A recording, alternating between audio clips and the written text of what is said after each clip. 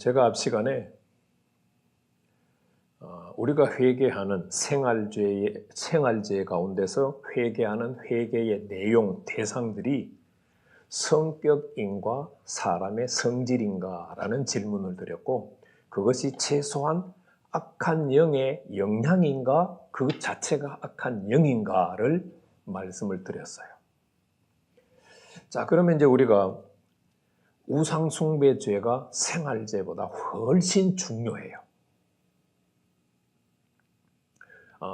100%로 비중을 따진다면 우상숭배죄의 영향력이 80% 정도 되고 생활죄의 영향력이 20% 정도 된다고 생각해요. 제가 개인적으로는 지금까지 12년째 회개를 하고 있는데, 회개를 하면서 보니까 우상숭배의 죄의 영향력이 훨씬 커요. 생활죄보다.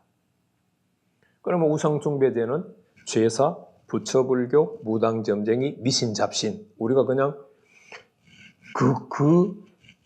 제사를 회개하면서는 제사 지내기 위해서 제수용품 장만한 거, 그 다음에 제사 음식 준비한 거, 제사상 차린 것, 실제로 제사한 것, 제사하고 난 다음에 제사 음식, 우상숭배 제물 나눠 먹은 것, 그리고 제사의 다양한 종류들, 그거를 해결을 했잖아요. 그런데 제사를 회개하면 들어오는 영들이 있어요. 수많은 영들이 있지만 대표적으로 4가지 정도를 생각해 볼 건데, 이 시간에는 첫 번째로 무지의 영에 대해서 생각을 해 보려고 합니다. 제사를 많이 오랫동안 지내게 되면 사람에게 무지의 영이 들어와요.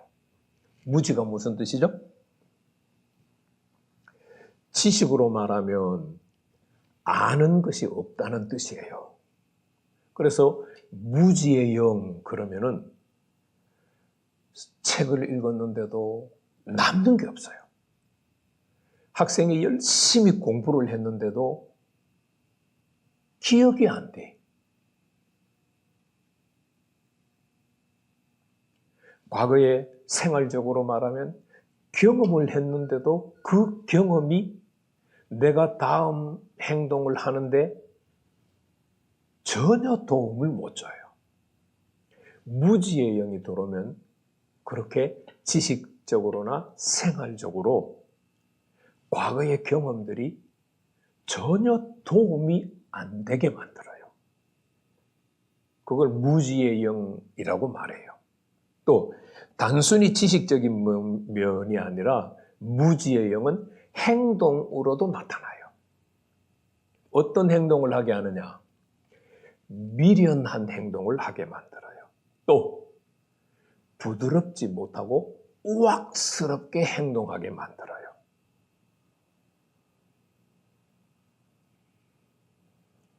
제사를 지낼 때 불러들이는 영들, 실제 우리 행동에 나타날 때 미련하다, 우악스럽다. 이것을 우리가 이 두 영역을 이해를 해야 돼요. 그리고 이 무지의 영과 동맹을 해서 나타나는 영들이 있어요. 3종류만 말씀드리면은 지혜롭지 못하게 하는 영이 무지의 영과 같이 역사해요. 지혜롭지 못하다고 하는 말은 무슨 뜻이에요?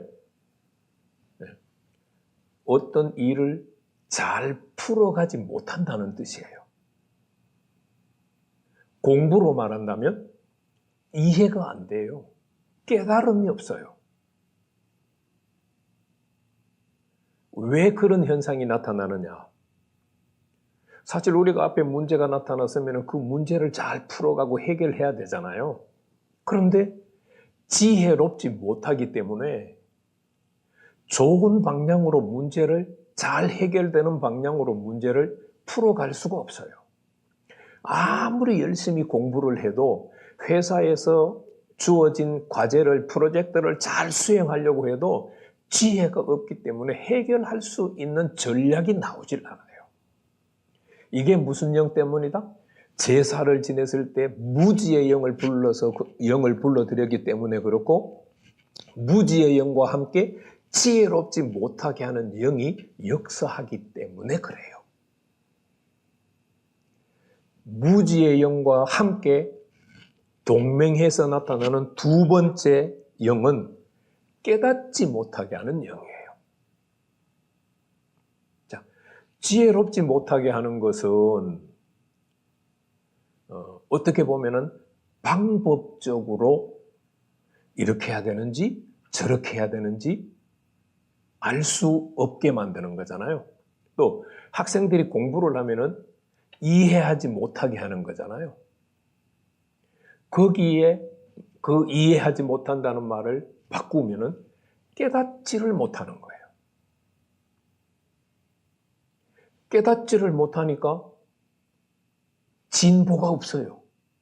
아무리 시간을 들여서 공부를 했는데도 발전이 없어요.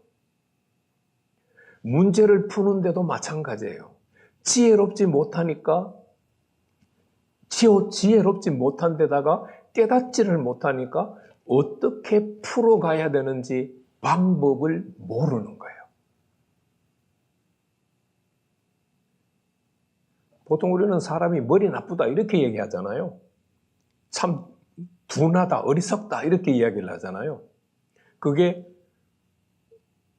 지혜롭지 못한 영의 역사 때문이고 깨닫지 못하게 하는 영의 역사들 때문이에요.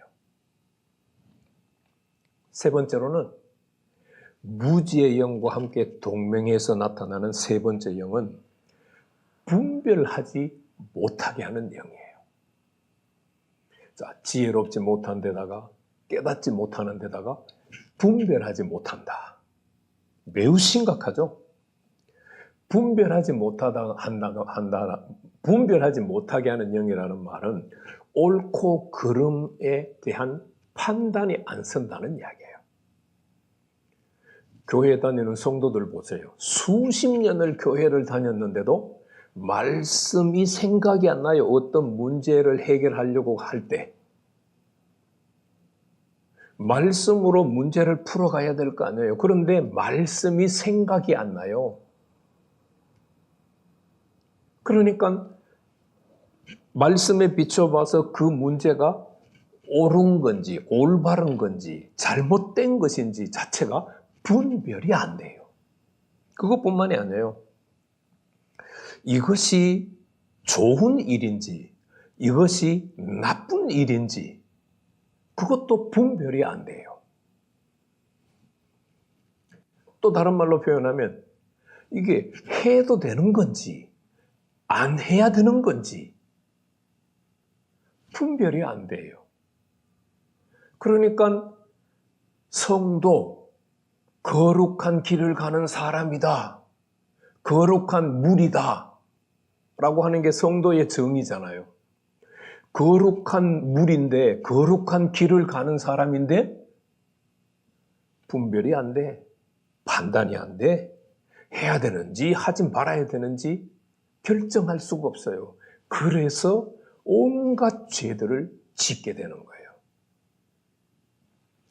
제사를 많이 지내면 첫 번째로 무지의 영을 불러들여서 지혜롭지 못하게 하는 영이 같이 역사해요. 깨닫지 못하게 하는 영이 같이 역사해요. 분별하지 못하게 하는 영들이 같이 역사해요. 먼저 말씀드렸던 제사에 대한 회개를 하시면서 내가 제사를 지내면 무지의 영을 불러들이는구나. 그래서 무지의 영은 지혜롭지 못하게 하는 영, 깨닫지 못하게 하는 영, 분별하지 못하는 영과 함께 동맹군을 형성해서 내게 역사하는구나. 그것을 생각하시고 여러분들이 영의 역사도 간절하게 회개를 하셔야 돼요. 그러면 어떻게 되겠어요? 분별하지 못하던 것이 풀리게 되겠죠, 점점. 깨닫지 못하던 것도 해결이 되겠죠. 지혜롭지 못하던 것도 지혜로운 사람으로 변화가 서서히 일어나겠죠. 그 은혜를 회개를 통해서 누릴 수 있기를 축복합니다.